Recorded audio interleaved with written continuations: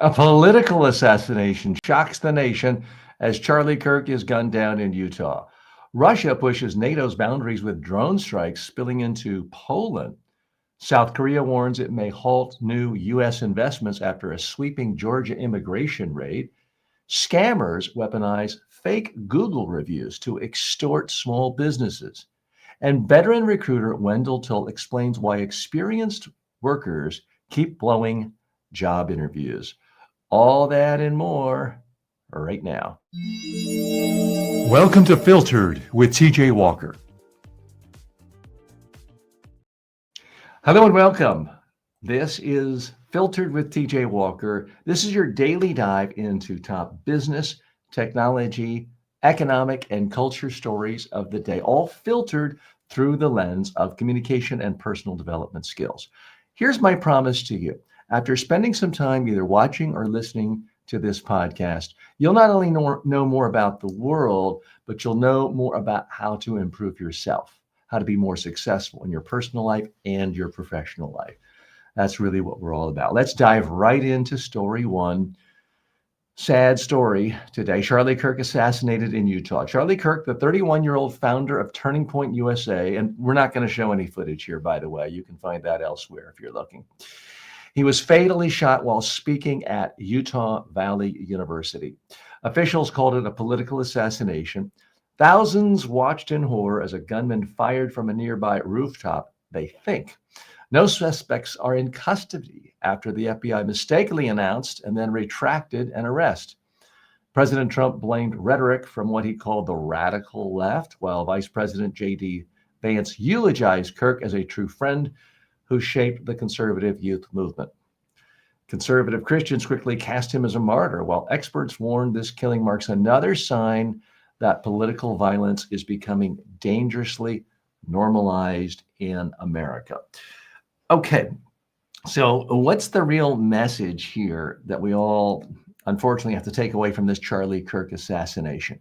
And that is, this is going to bring out the absolute worst in everybody. Everybody on every side of the political spectrum is going to be guilty of confirmation bias.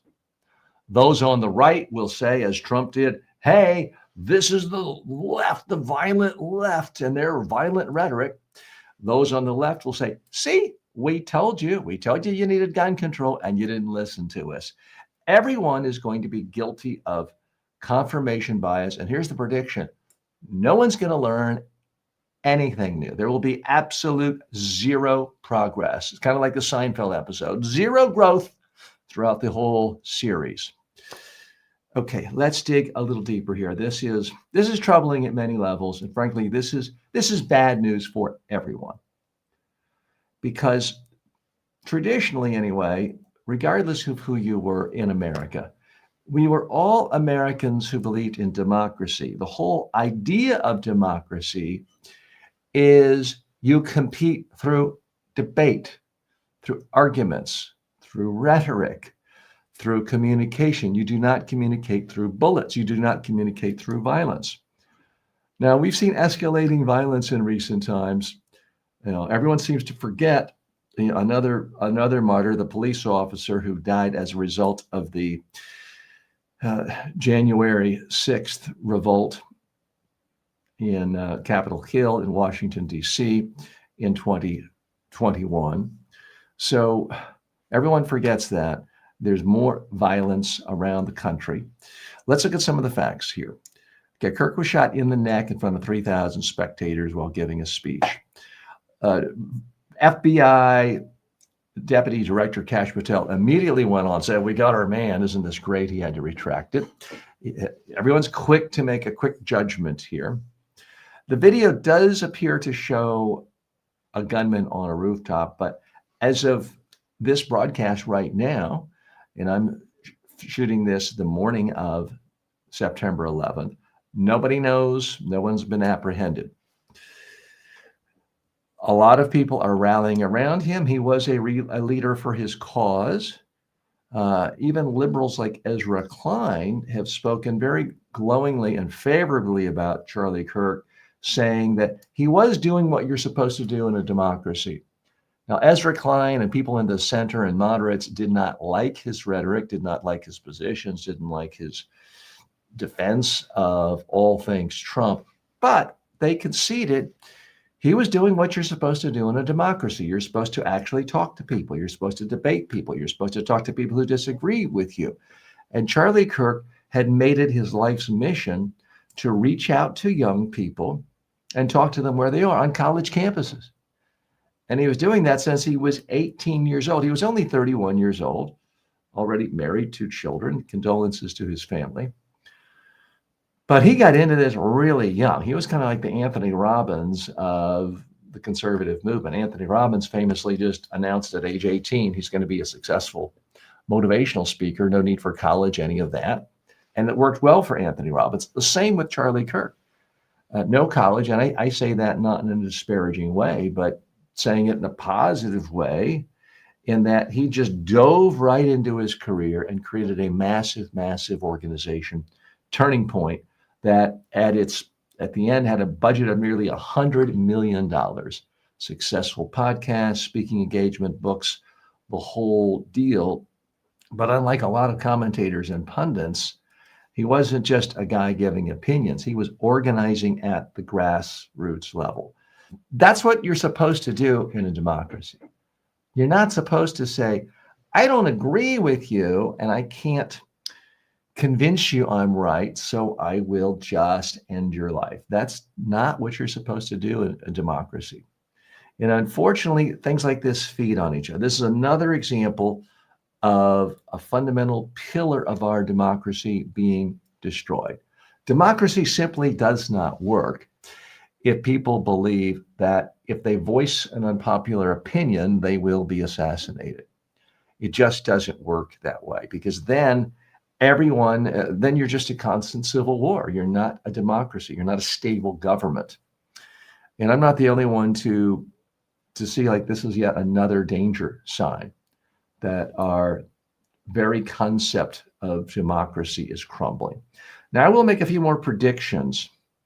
As I mentioned to you, I think we're going to see a gigantic example across the political spectrum of confirmation bias. That's the bias where something new comes up and it simply confirms your already deep-rooted belief. So let's say, for example, that it is discovered that the person who committed this atrocity, and make no mistake, it was an atrocity, was actually someone who is on the political right, further right than Charlie Kirk, and thought that perhaps he was becoming too liberal and becoming too squishy. I'm not alleging that. I'm just stop for a moment and have a hypothetical moment with me. Let's assume that that is the killer. There's evidence. The person is indicted, tried, convicted, and it's a clear-cut paper trail. This person was more extreme, further to the right than even Charlie Kirk. Here's my prediction. Everyone on the right, the Kash Patels of the world, the Alex Joneses of the world, will simply say that that's a false flag, that that's disinformation from the government, even though Kash Patel is the government. They will simply say that, no, this was the far left, that the guy was secretly a leftist because the left hates America. So it will do nothing but confirm their belief that the biggest problem in the world is radical leftists, even though any fair-minded observer of America, especially if they have an international perspective, would say we essentially have no left in America. We have a center, we have a right, and we have a far, far, far right. But sure, can there be extreme left-wing kooks in America? Yes. Far more likely is a kook of varied ideological tendencies who happens to be mentally ill and happens to live in a society where guns and machine guns are handed out like candy, like party favors, where if you walk into a drugstore, into a gun store, yeah, Freudian slip, I guess it makes sense. It's like a drugstore where you just put things on the counter. Oh, I'll take some gum. I'll take some mouthwash, some dental floss. Oh yeah, and a bunch of machine guns and a bunch of bullets. Those of you watching from Western Europe, Japan, other places are thinking, you Americans are crazy. Well, you're not wrong. But that is the situation we live in. So we're also going to see people on the so-called left and center and progressives and moderates not using a lot of tact in these situations, kind of rubbing it in people's faces. They will throw back the quote that Charlie Kirk himself said that, hey, in our democracy, the right to a gun is so important, it's going to be worth some people dying each year, some people being killed each year. That's a paraphrase, but a pretty direct paraphrase of what Charlie Kirk himself has said about why we really don't want to have gun control in America. And there are going to be a lot of Democrats and centrist and gun control advocates who are going to be trotting that quote out again and again and again. And they're not factually incorrect. They're not wrong, but it certainly doesn't do anything to persuade someone who maybe was on the fence, who was maybe open to the idea of maybe we need a little bit of gun control in America. Just possibly this idea that anyone, anywhere, anytime can go out and get guns and commit atrocities like this, maybe not the best idea to run a society. That many Democrats and liberals and gun control advocates, I predict, are going to they're going to use this moment the wrong way.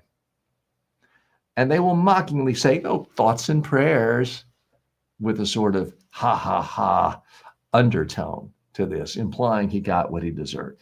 Well, no, he didn't get what he deserved. If you believe in democracy, as I do, as all centrists do, as all right of center people do, as the Republican Party used to, as the Democratic Party still does, if you believe in democracy, then you believe in the idea of articulating unpopular ideas, advocating unpopular ideas, and not getting shot. That's democracy.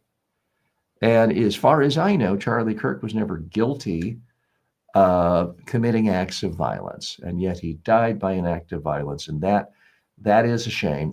That is a problem. And I wish I could say this will be a learning moment for Americans, the way when there was a mass shooting in Australia, Australia said, you know what, we can change as a society. And they passed massive laws restricting free access to guns, and their gun deaths plummeted.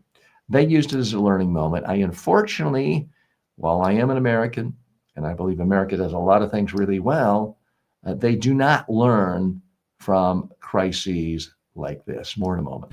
Filtered is brought to you by the following.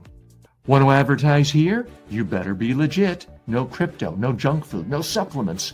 Go to tjwalker.com/advertise. Want to become a better speaker, leader, or communicator? Start with the TJ Walker Success Library. It's 5 of my most practical books, covering everything from public speaking to meeting interviews and persuasive messaging, all for only $9.95. I've trained presidents and Fortune 500 CEOs, and now you can get the same wisdom in a fast, affordable format.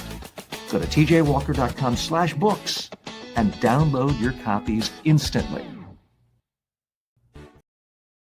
Russia testing NATO. Russia is crossing Western red lines slowly, not all at once. Over the past 3 weeks, strikes have hit U.S.-owned factories in Ukraine, Europe diplomatic compounds, and now Poland, where NATO jets shot down drones.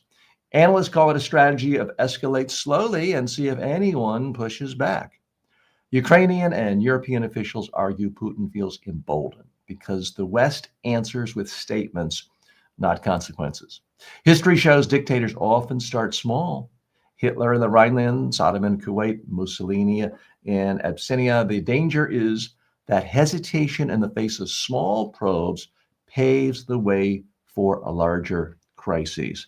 Okay, what's the real message here? Putin is sending a message to NATO, to Europe, to the US. Hey, I'm poking, I'm prodding. I'm seeing if you're going to continue rolling over and let me get away with what I want. Because if I get a little today, I'm going to go for a whole lot tomorrow. Let's dig a little deeper here. Now, I have no conclusive evidence that Putin has some dirt on Trump that has him in his hip pocket, that Trump is an agent of Russia. I have no evidence of that.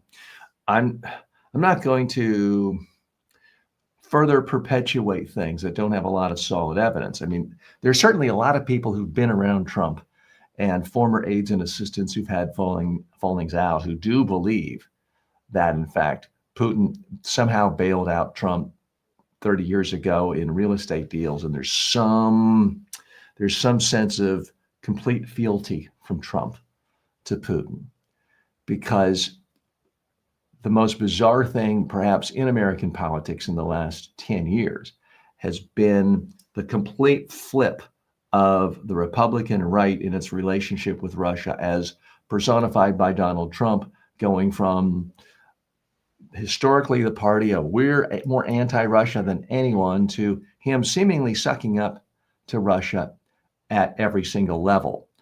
And this so-called summit that now everyone's forgotten about, it seems like 10 years ago, but it was only a few weeks ago where Trump literally rolled out the red carpet to an international war criminal, Vladimir Putin, brought him to the United States, which Alaska is, treated him as an honored dignitary, and helped really rehabilitate Putin on the international stage. And how is the United States paid? With a slap in the face, with being spit in the face by Putin being more aggressive, more emboldened. I mean, drones going into Poland,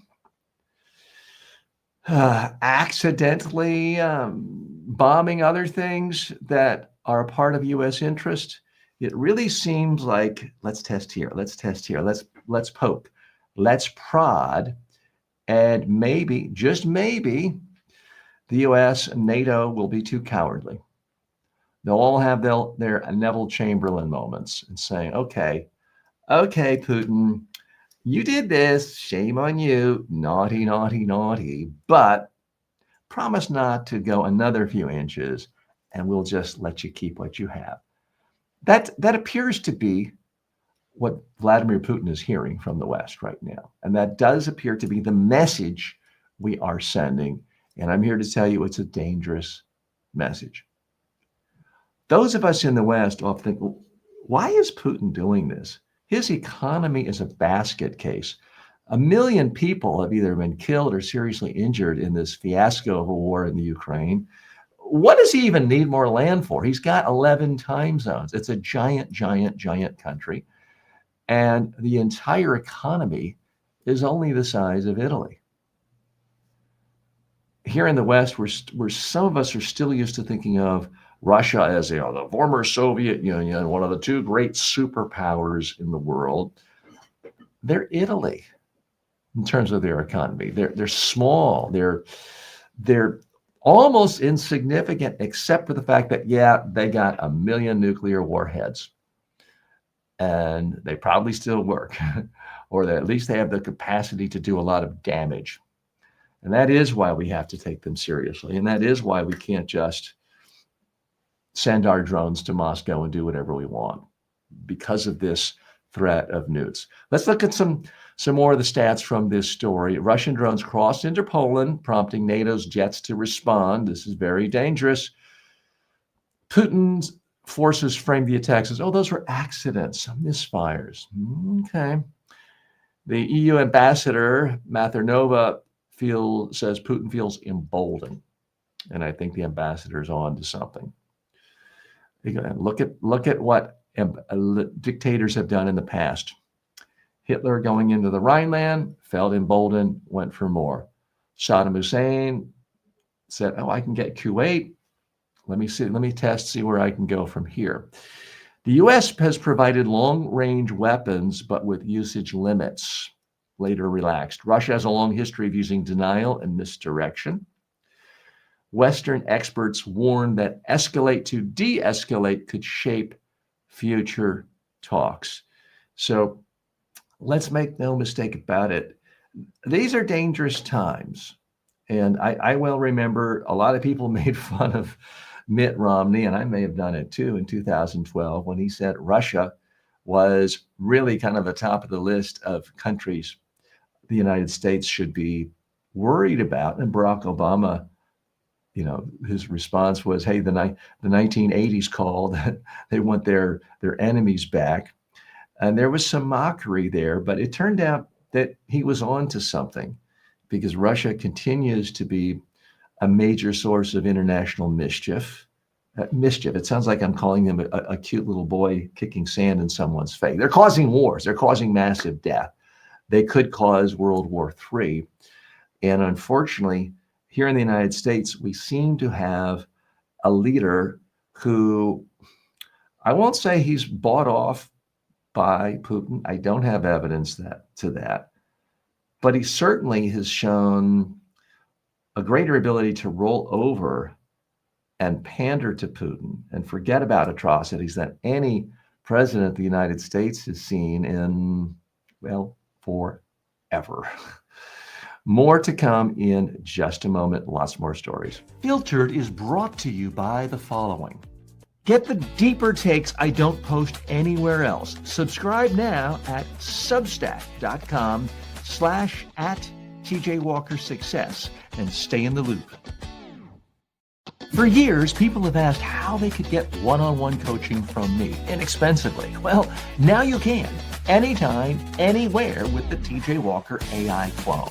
It's like having me in your pocket, ready to help you prep for a speech, polish a pitch, or calm your nerves before a big meeting. You talk to it. It responds like I would, based on my real-world coaching of thousands of leaders and communicators. Check it out at tjwalker.ai. It's not just smart, it's personal. Want to support the show? You've come to the right place. If you want to support the show, I'd ask you to do a couple of things. Whatever platform you're consuming this on, if you're watching it on YouTube, Facebook, X, or whatever, leave a comment. That's always helpful. Like it, sign up for notifications if you're watching on YouTube, subscribe if you can. If you're listening on an audio podcast, thank you so much. We are only 1 week into our podcasting audio journey. So every kind of like, every kind of follow, every kind of subscription is extraordinarily helpful. So please, if you get any kind of value out of this, please interact with us in some way. And of course, you can always send me a message right on the community tab of my YouTube page. And that is the TJ Walker Success YouTube page. You can also, YouTube channel, you can also just type in Filtered with TJ Walker on YouTube and find our community page there as well. Okay, let's dive right into issue 3. South Korea versus United States after Georgia raid. South Korean President Lee Jae-myung has warned Washington that billions in promised investments could be at risk after a U.S. immigration raid in Georgia. Hundreds of Korean technicians working at a Hyundai LG battery plant were detained. Seoul sent a chartered plane to bring home more than 300 of them. Lee said the workers weren't permanent hires, but specialists sent to install equipment, roles that cannot be easily filled in the United States. He warned that unless visas are fixed, Korean companies will hesitate to invest further. The backlash comes as Trump also strong-armed Japan into a $550 billion deal where he controls how investments are allocated. Allies in both Seoul and Tokyo now openly question what alliance with Washington truly means. Okay, what's the real message here? If you are a leader in Seoul, if you are a leader in Tokyo, when someone in America says, hey, let's form an alliance, let's form a partnership, no, they mean you do what I want and I can screw you over at any time, anyhow, anyway, just because I'm the big bad America. Now, how do you like me? Let's dig a little bit deeper here. So there's so many atrocities going on here. First of all, for a government that purports to believe in the free enterprise system, free markets, Adam Smith, capitalism, that's what the United States has traditionally said until about 8-9 months ago. And now it's this idea of, okay, we kind of want to be like Fidel Castro or Perón of Argentina from 60 years ago, controlling all the chess pieces around the world in some master plan to make us brilliant. Well, we see how well that worked in Cuba, not very well. We see how well that worked in Perón's Argentina, not very well. And now we're seeing the United States trying to do that. I mean, the audacity of the United States government telling Japan how they have to invest in United States businesses and factories. It is literally it's figuratively spitting in the face of Adam Smith and free market principles. By the way, I hate when people literally misuse the word literally, and I almost did it there. So apologies, but I did correct myself. And the idea that we're telling Korea, you have to invest, you have to build factories in the United States, come here, spend money on us, or we're going to prevent you from selling your great cars, which frankly are better than a lot of US cars. We're going to prevent you from selling cars here unless you come here, build factories. And the Korean says, okay, we don't really think this is the best idea, but if that's the price of admission, we'll do it. Okay, we'll do it. So they come here and they try to set up more factories, and they bring their specialists here because, we Americans, we're too busy trying to become crypto billionaires to actually learn a real skill like how to build an automobile factory. So the Koreans brought their own specialist in to do what we asked them to do. Invest in America. And how were they repaid? Raids on their factories and people being deported.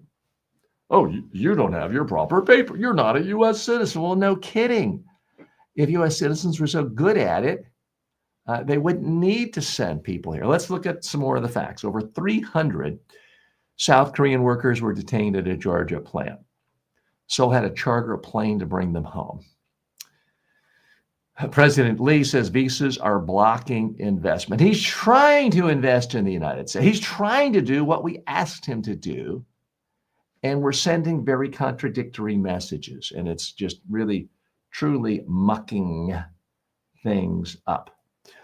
Some more of the facts. Now, Trump told Seoul workers might be allowed back temporarily. Believe me, South Korea is a fantastic place. If they're highly paid engineers and executives away from their families, away from them, they want to get back as quickly as they don't really want to live in Georgia. Don't flatter yourself, America. South Korea compares this to Americans easily teaching English abroad. Yeah, there's some things, if you want to learn how to speak like an American, you go to almost any country in the world, Americans are there to teach you and they get paid. And I have a bunch of family members who did this for years in Europe, and Europe let them do it easily. They weren't deported. They were treated like honored guests. Japan also was forced to accept a Trump-controlled investment terms. Major editorials in Seoul media are now questioning the meaning of alliance.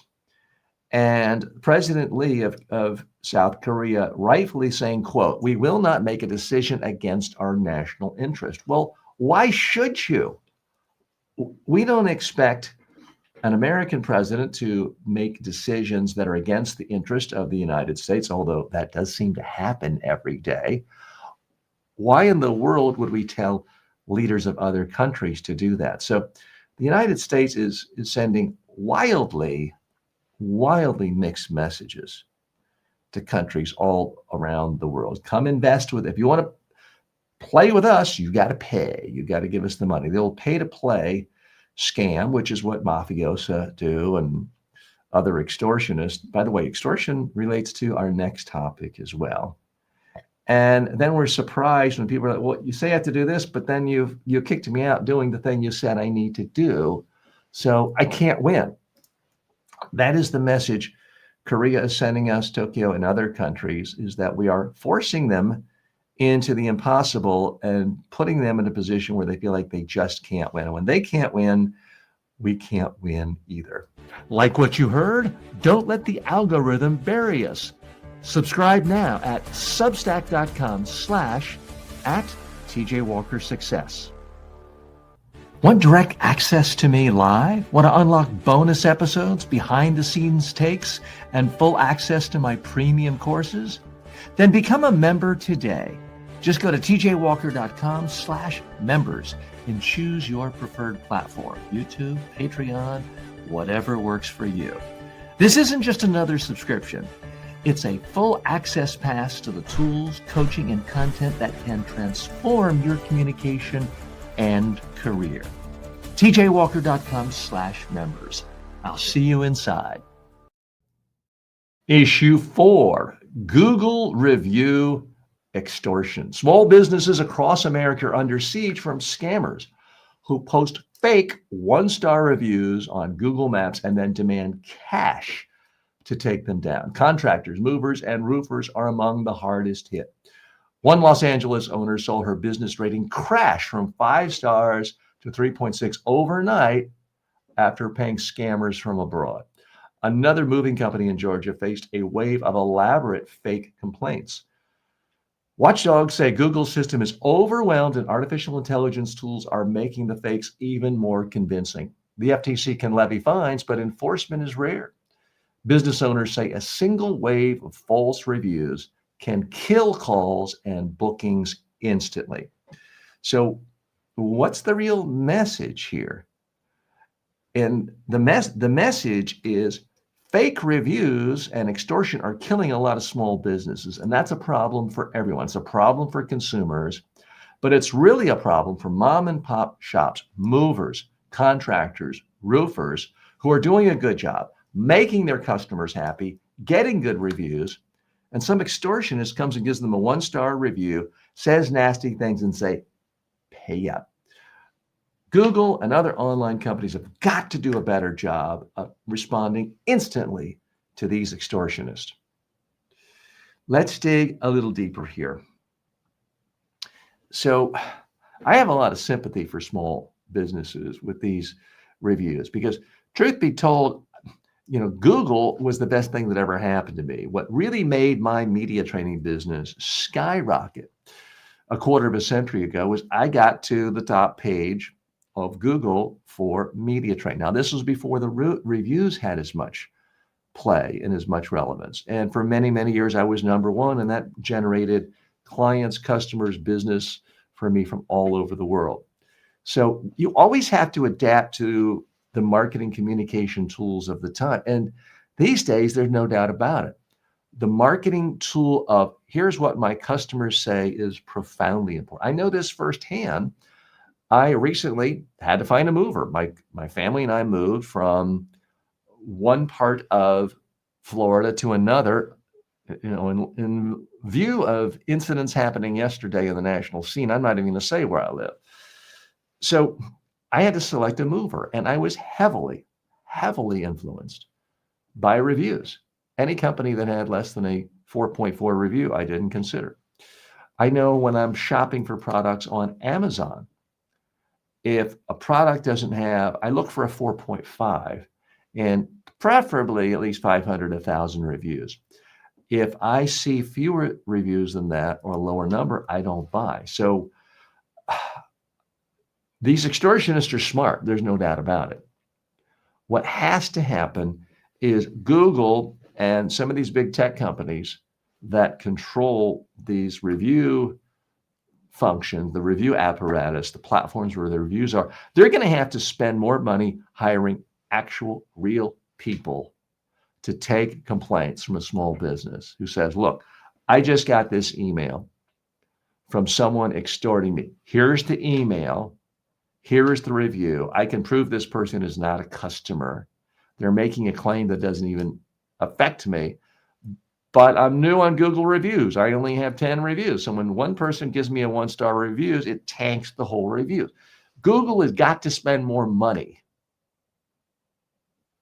hiring real human beings. The reason Google and Facebook, YouTube, all these companies are so wildly profitable, they don't have to have any employees.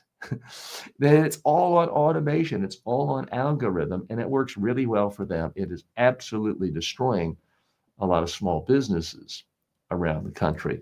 And there's going to have to be some form of regulation because it's so easy for YouTube, Facebook, any of these big companies to say, hey, thanks for bringing it to our attention.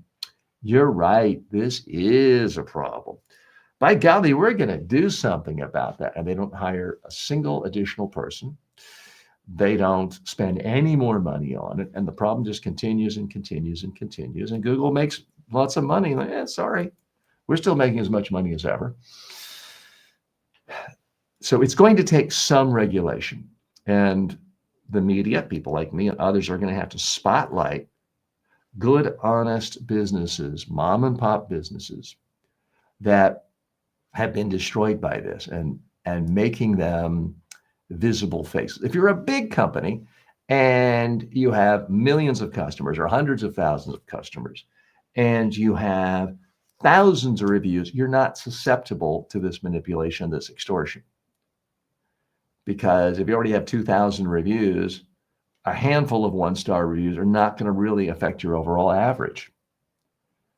In fact, I know when I'm looking at reviews, if I see everything as a 5-star review, to me, that's a red flag, whether it's a book or any other product or service. I typically like to see that there's a 4.5, maybe a 4.6 rating, and some one-star ratings. That makes me realize it's real, it hasn't been gamed. But what I'd not thought about before, much until now, is the system can be gamed the other way. Someone can just write a one-star review and say, now pay up, or I'm not taking it down. And that has to be devastating for a small company. Now, I've been fortunate in the sense that my businesses have basically always been international. And I have online courses with students in every country in the world except for North Korea. I mean, I'm talking the Vatican. I'm talking about obscure, even though Antarctica is not a country, I have students from Antarctica who are there on mission.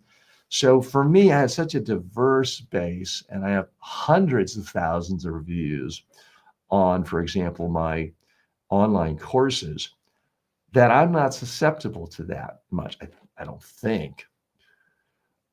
But for any kind of local bit, a local restaurant, a local roofer, a local mover, maybe you started your business 18 months ago. Maybe you only have 6 reviews and they're all good. You're doing good work. It only takes one person saying nasty things, giving you a 1-star review, and all of a sudden you're behind everyone else in your community. It's not fair. And it shouldn't really be allowed to stand. So if this does affect you, I urge you, you've got to fight it. I would contact your members of Congress, because this is going to require putting political pressure and, I believe, the power of big government on these tech companies, because they've shown time and time again that when it comes down to what's good for their customers or what's good for their bottom line, it's an easy choice for them. And it's always going to be their bottom line that takes precedence unless the government is putting overt pressure on them. Otherwise, it's not going to happen. We'll be back with issue 5 in just a moment. Filtered is brought to you by the following.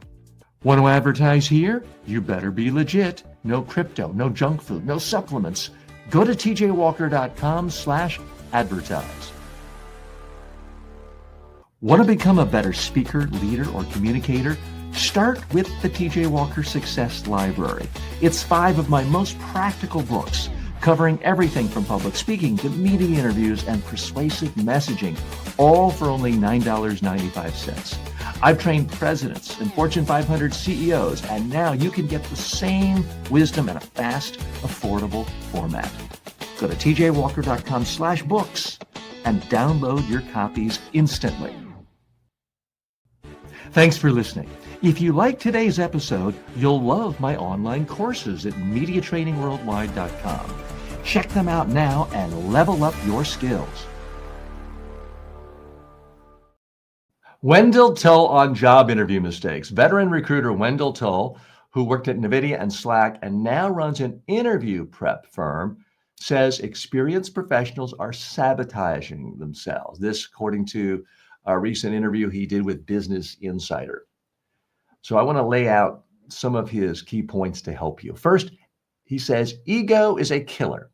Some older candidates dismiss questions from younger recruiters, forgetting that fit matters as much as skill.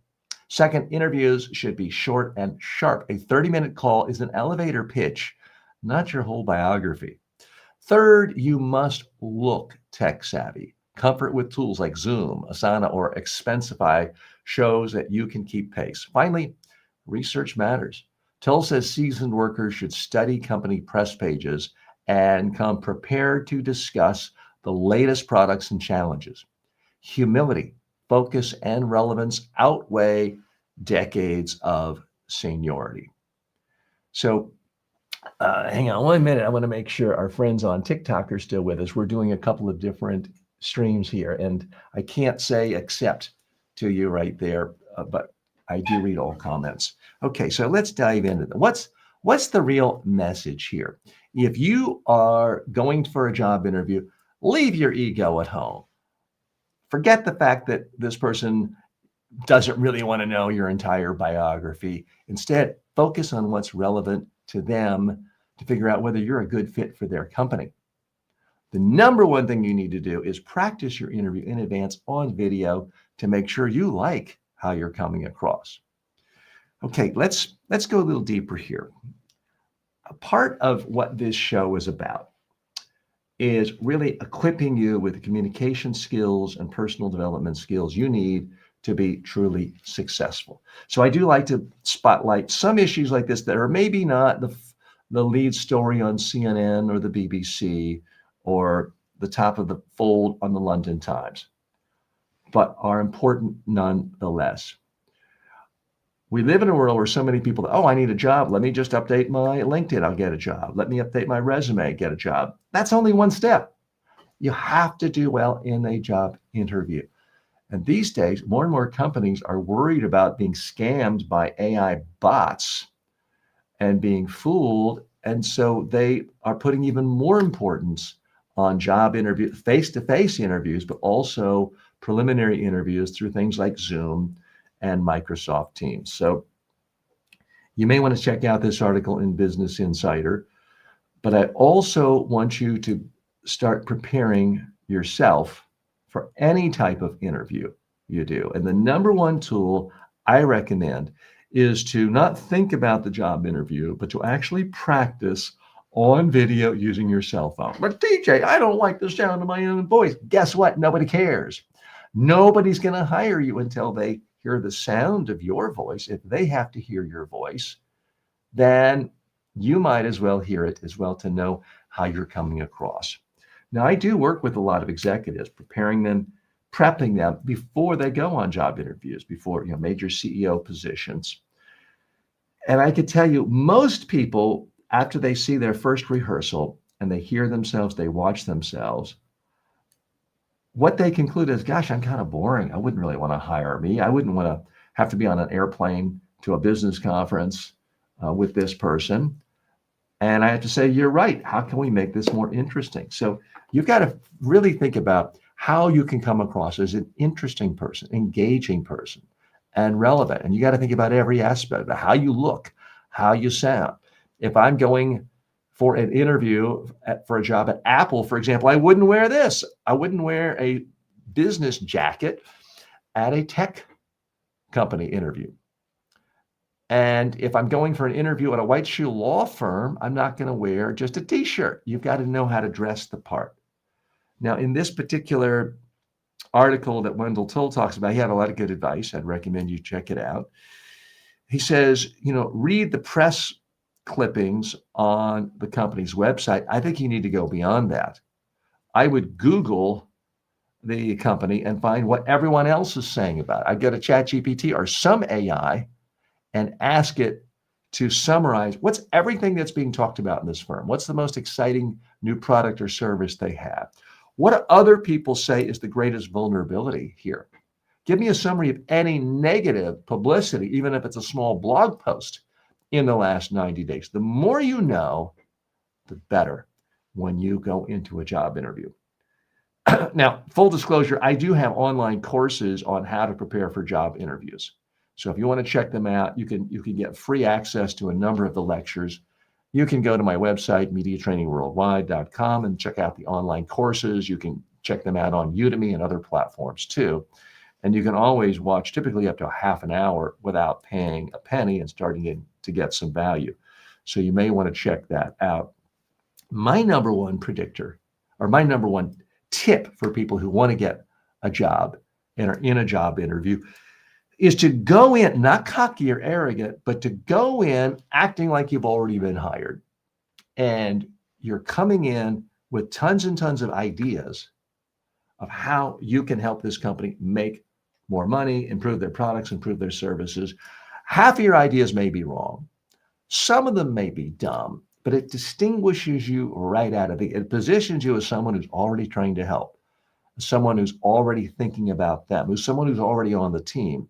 And by giving ideas about how you think you can help this company advance its mission, you're demonstrating how you think.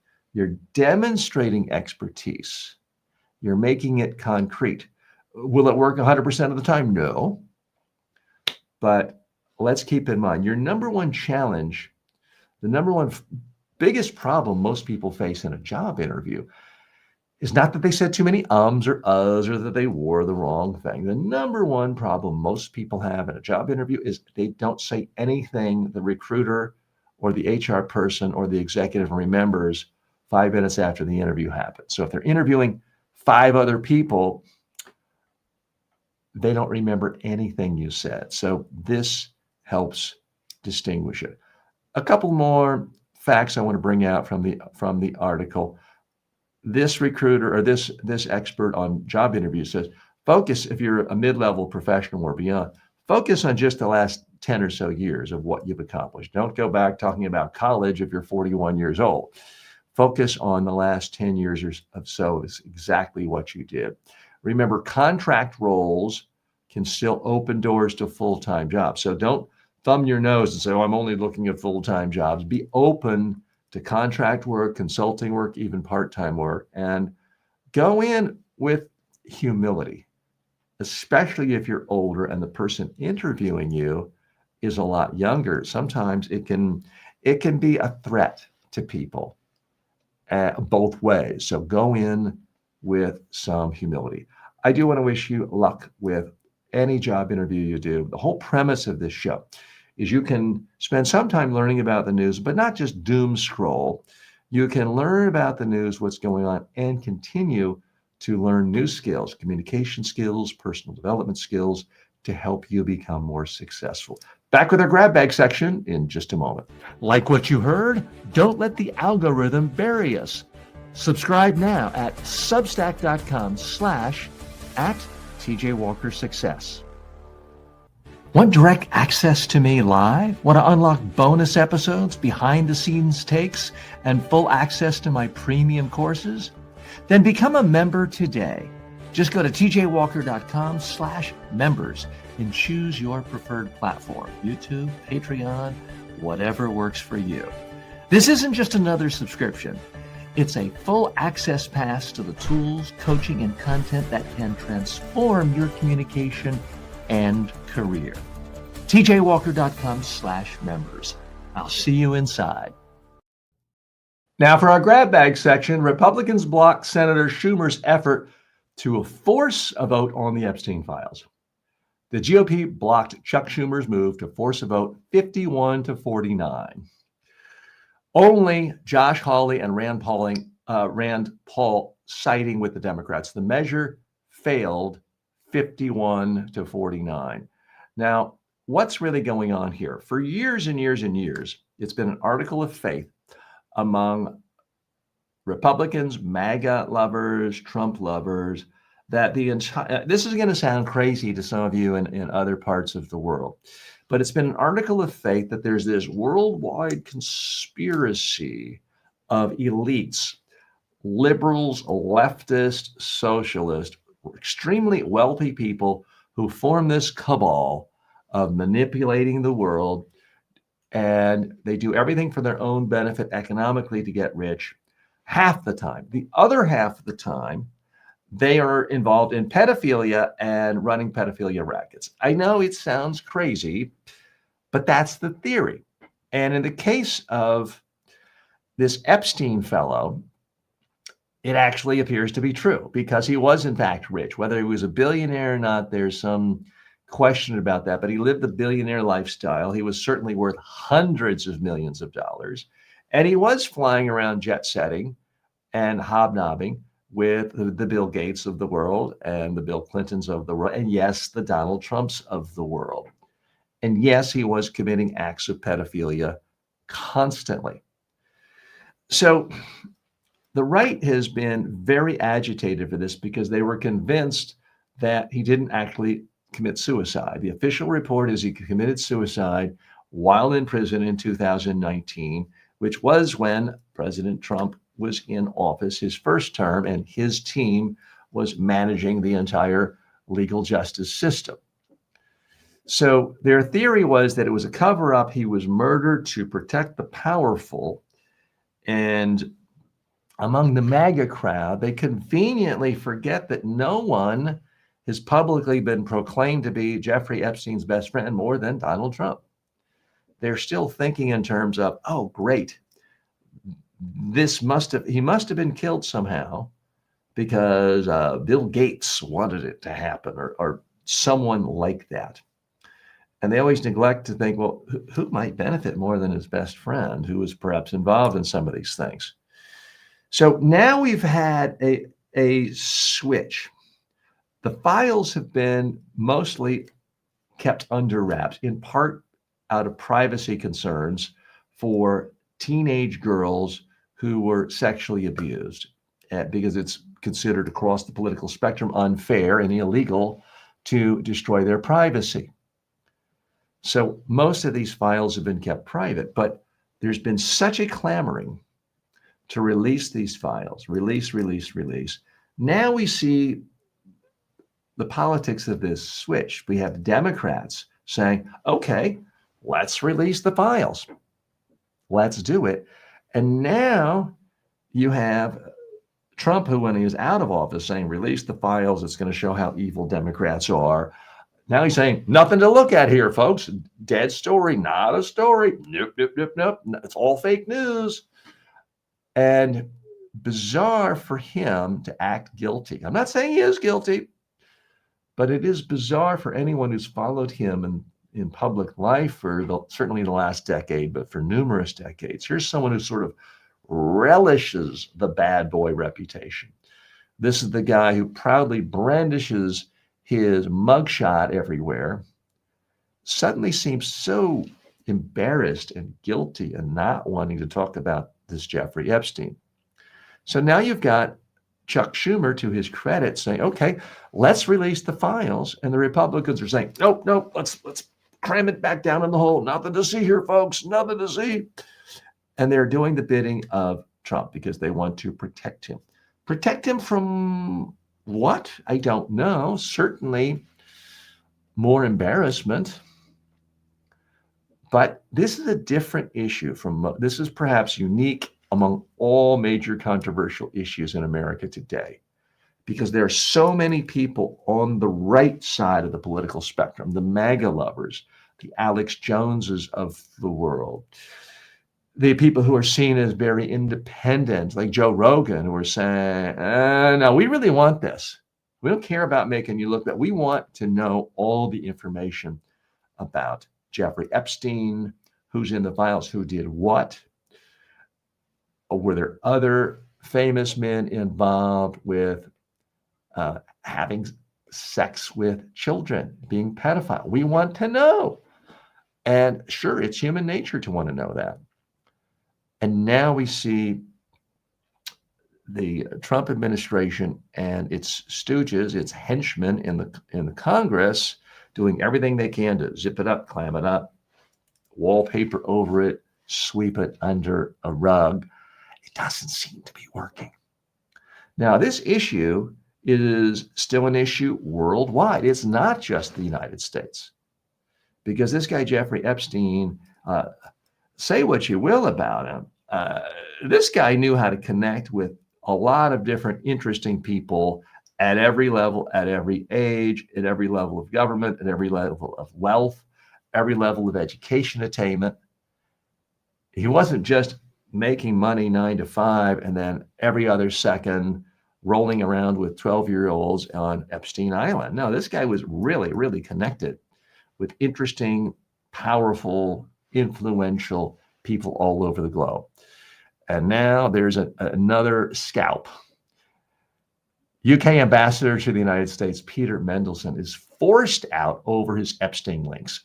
Britain fired its envoy after emails showed that he defended Epstein in 2008. The Foreign Office called it materially different from what they had known.